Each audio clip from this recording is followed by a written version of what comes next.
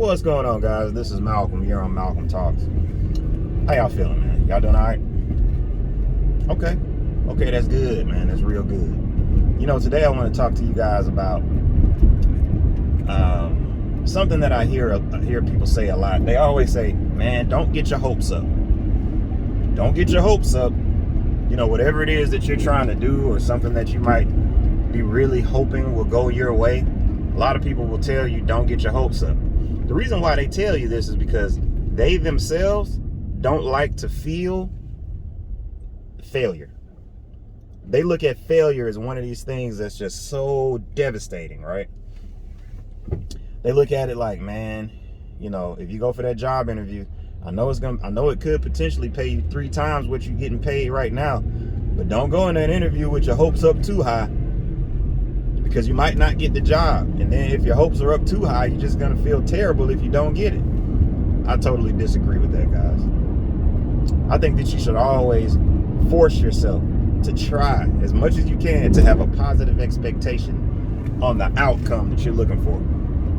You go into that job interview, in your mind, it should be like, I already got it. I'm prepared. I know what I'm talking about.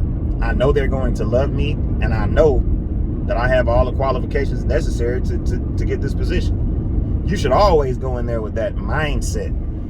It's hard, though. You know, this is something that you have to practice. You have to practice having a positive expectation, a positive expectancy on life. Because yes, things will happen that don't go your way sometimes. But when they do, here's something you got to realize, man. A lot of times, things may go another way. They might not go the way you want them, but it could have had nothing to do with you. It might not have anything to do with you. It could be something that's totally outside of your control.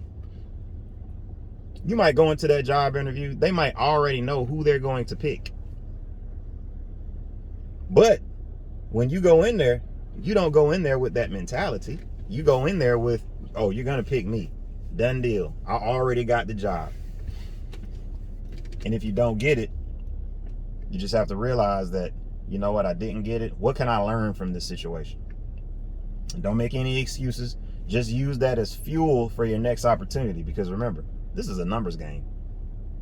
Every time you try, every time you put your best foot forward and try something, when you fail or when you don't reach that goal, it just increases the likelihood that you're going to get it on the next time. The people that don't try, they'll never win, guys.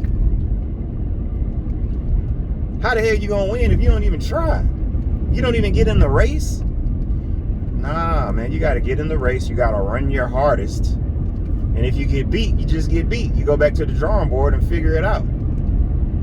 But being positive in your expectations, it has almost a metaphysical impact on the outcome. And this is a hard concept to prove. I don't know if it's proof. I don't know if you can prove it.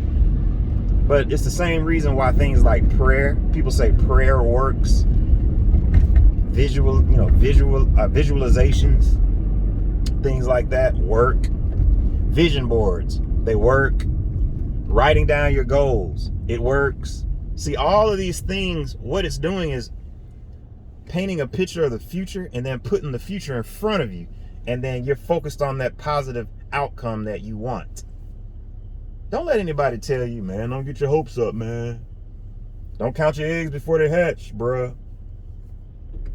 I mean, yeah, to a certain extent, you don't want to bet the house on a particular outcome when you don't know what the outcome's going to be, right? That would be dumb. But at the same time, you should always keep a positive expectation on things. Now, there are some people who take it a little bit overboard. If you go to scratch off a lottery ticket, then yeah, I mean, you could have all the positive expectations you want. That's not going to change the outcome of that lotto ticket, guys. That's not how this works. But then again, if I can't prove how it works, how can I tell you that it won't?